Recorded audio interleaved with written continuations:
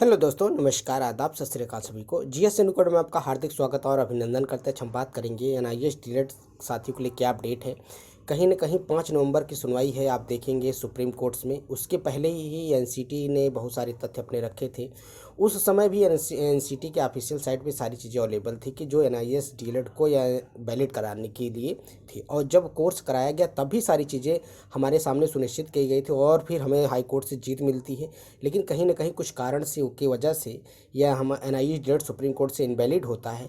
लेकिन फिर भी अभी आप देखेंगे एनसीटी की ऑफिशियल वेबसाइट पे सारी चीज़ें मेंशन की गई हैं और वो कोर्स को पूर्ण रूप से वैलिड बताया गया है। लेकिन अब उसमें बस इस चीज़ को मेंशन किया गया था, जो अनट्रेंड टीचर थे उनको हम ट्रेंड किए हैं, तो उनके तो जो नौकरी पा गए हैं उनकी नौकरी तो सेफ है। क्या इनको नई भर्ती में शामिल किया जाएगा, इस बात का मुद्दा है। और जो डिग्री इनवैलिड हुई है इसको लेकर मुद्दा है, क्योंकि 18 महीने और 8-6 महीने की बात जो फंस रही है। लेकिन कहीं ना कहीं इसमें एनसीटी ने पूरा इस चीज़ को मेंशन किया है कि हमने ये कोर्स 18 महीने प्लस 6 महीने का इंटर्नशिप कराया था। चलिए पहले देख लेते हैं जो अभी 2024 में जजमेंट आने के बाद एनसीटी ने इस पर क्या अपना प्रतिक्रिया दी थी। यहाँ पर देखेंगे national council of teacher education, और यहाँ पर देखेंगे सब्जेक्ट क्या, पब्लिक गवर्नेंस में। इसमें ये सारे तथ्य रखे गए थे कि जो सुप्रीम कोर्ट ने कहा था कि भाई आपने 18 महीने कोर्स, जो अनट्रेंड टीचर थे उनको लेके बहुत सारी एमए फाइल हुई थी, ये सब चीज़ को लेके उन्होंने जवाब दिया था। और ये इसमें कुछ नंबर्स आपको दिख रहे होंगे, इतने सारे नंबर्स थे जो उस समय उन्होंने वो रेफरेंस दिया है कि इस आधार पे हमने ये सारी चीज़ें कराई थी। कहने मतलब क्या है ना, ये स्टेट जो कोर्स कराया गया था, क्या क्या उसका वो था, रजिस्ट्रेशन कैसे क्या किया, प्रक्रिया थी क्या, उसमें सारी चीज़ें मेंशन की गई थी। ये सारे नंबर उसमें दिए गए थे, इतने सारे नंबर्स थे। चलो उसके नीचे भी उन्होंने कुछ मेंशन किया था जो कि एनआईएस के परिप्रेक्ष्य में था। चलिए उसको देख लेते हैं, उसके बाद हम बात करेंगे। देखिए सर या madam, with reference to regard governments to say that recognisation of DElEd course with guaranteed NRC, NIS valid order number NRC or NCT या NIS recognized number 275 part 1 the meaning. आप इतना देखेंगे कि एकेडमिक सेशन इन 2009-17 और 19, क्योंकि कोई course ये यहाँ पर साफ साफ मेंशन किया है कि एकेडमिक सेशन था। यहाँ 18 महीने की बात नहीं कि 2017 से 2019 के बीच का था, मतलब 2 साल माना जाएगा। In service untrained teachers in the elementary level, the working of government added an unaided private school canteen program of completed to NIS 31/3 and 2009 per recorded in same was not published to the Gazette in India, क्योंकि लेकिन बात ये थी कि इसमें gazette का प्रकाशन नहीं हो पाया था। How to the forward to all the stakeholder in also uploaded. कहने का मतलब उन्होंने कहा कि सारी चीज़ें अपलोड की दी गई थी। अगर आपको समझ में नहीं आ रहा है तो कहीं ना कहीं हम आपको बता दें कि सिर्फ गजट का प्रकाशन ना होने की वजह से सारी चीज़ें मैटर फंसी। दूसरा इसी में उसमें जो जयंत चौधरी जी थे, आप देखेंगे उस समय वो शिक्षा राज्य मंत्री थे, उन्होंने इस बात को क्या मेंशन किया है उसके बारे में आप देख लेंगे।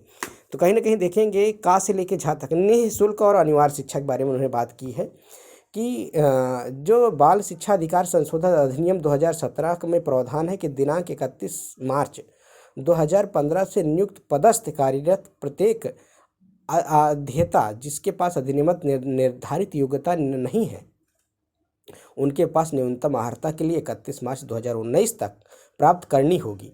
कहने ने साफ साफ कहा कि आपको 2019 तक करना ही है।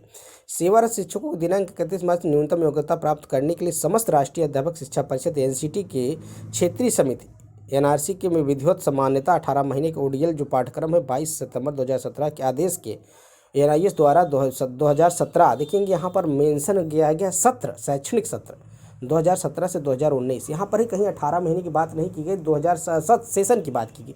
जैसे हम लोग भाई कोई कोर्स करते हैं तो उसमें सेशन होता ना 2017 तो ये 2 साल का तो ऑलरेडी है। लेकिन कहीं ना कहीं जो ये मिस्टेक हुआ है ना, इसमें इनके मंत्री विधायक ही इसमें कुछ लोचा किए हैं। अब आपको समझना इस बात का है। इस दौरान शुरू किया गया था जो कि डीएलएड कार्यक्रम के 18 महीने की होगी और 6 महीने का इंटर्नशिप की अवधि शामिल है। कहने का मतलब है कि अब ये 6 महीने की इंटर्नशिप क्यों नहीं सुप्रीम कोर्ट में दिखाई जा रही भाई, कि हम शैक्षणिक सत्र है 2017 से 19, 2017 से 19 2 साल का हुआ। तो अब कहीं ना कहीं इसमें तो वही है ना कि भाई जब सरकार खुद चाहती कि ये इनवैलिड हो तो सरकार क्यों कहेगी हमने इंटर्नशिप कराया, क्योंकि उसमें तो इंटर्नशिप जोड़ा गया था। तो इस इंटर्नशिप को शामिल कर लिया गया है।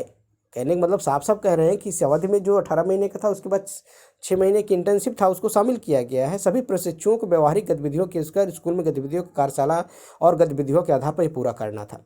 साफ साफ देखेंगे आरंभ में 18 महीने के डीएलएड मुक्त राष्ट्रीय विद्यालय संस्थान की परिकल्पना सरकारी सहायता प्राप्त और गैर सहायता प्राप्त निजी मान्यता प्राप्त स्कूलों में शिक्षण कार्य करने वाले प्रारंभिक शिक्षकों की आवश्यकता अर्हता को प्राप्त करने के लिए आवश्यकता हो सेवाकालीन प्रशिक्षण पत्र प्राप्त करने के लिए की गई है।